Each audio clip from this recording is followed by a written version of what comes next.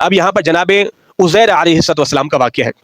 واقعہ کیا ہے؟ واقعہ کچھ یوں ہے کہ بخت نصر، بخت بھی ہے بخت نصر، یہ بادشاہ تھا. اس نے مسجد اقصی پہ کیا قبضہ، اور مسجد اقصی میں جتنے بھی مسلمان تھے نا، اس نے ساروں کو مار دیا.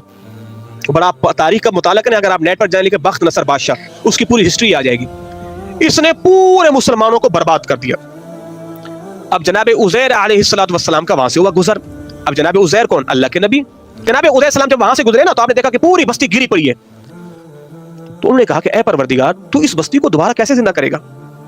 اب دیکھیں، کیا معاذ اللہ کے نبی کا یہ یقین نہیں تھا کہ اللہ زندہ کر سکتا ہے؟ بالکل تھا.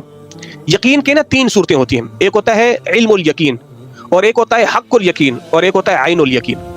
کتنے درجے ہوتے ہیں؟ 3. علم الیقین بھی تھا، حق الیقین بھی تھا، بس وہ عین الیقین کے لیے آنکھوں سے دیکھنا چاہتے تھے. جناب عزیر آنکھوں سے دیکھنا چاہتے تھے، مالک اب اس بستی کو تو زندہ کیسے کرے گا؟ مالک کیوں نہیں، تو واقعی زندہ کر سکتا ہے. اللہ اکبر. تو جناب عزیر السلام اپنے گدھے پہ سوار تھے، ٹھیک ہے. تو اللہ تبارک و تعالی نے وہیں پر ان کو موت دے دی. بلکہ صبح سوئے تو سو ہی گئے. 100 سال کے بعد اللہ نے ان کو اٹھایا. بڑا دلچسپ واقعہ. 100 سال کے بعد، جب 100 سال کے بعد اٹھے نا آنکھیں مسلتے ہوئے، تو پروردگار نے پوچھا کہ قال کم لبثت، اے میرے بندے کتنا عرصہ ٹھہرے یہاں پر؟ کیا کہتے ہیں؟ قال لبثت یوما او بعد یوم، مالک ایک دن یا دن کا کچھ حصہ. تو اللہ کیا فرماتا ہے؟ قال بل لبثت 100 عام، اور میرے پیارے آپ کو 100 سال ہو گئے یہاں سوئے ہوئے. 100 سال، 100 سال.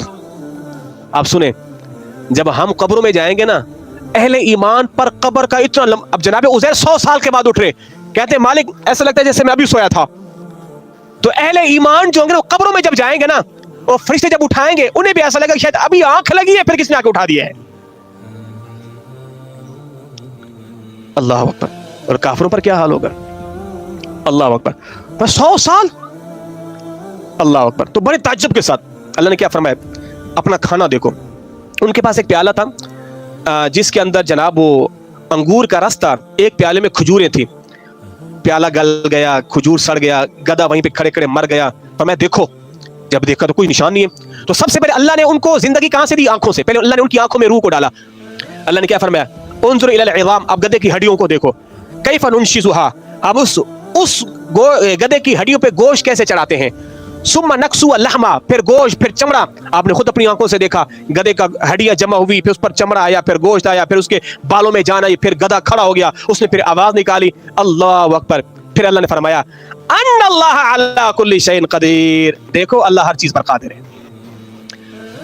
تو اللہ نے پورا واقعہ بیان کیا کہ جب مالک عزیر السلام کو 100 سال کے بعد اٹھا سکتا ہے، قیامت کے دن لوگوں کو اٹھانا کیا مشکل ہے.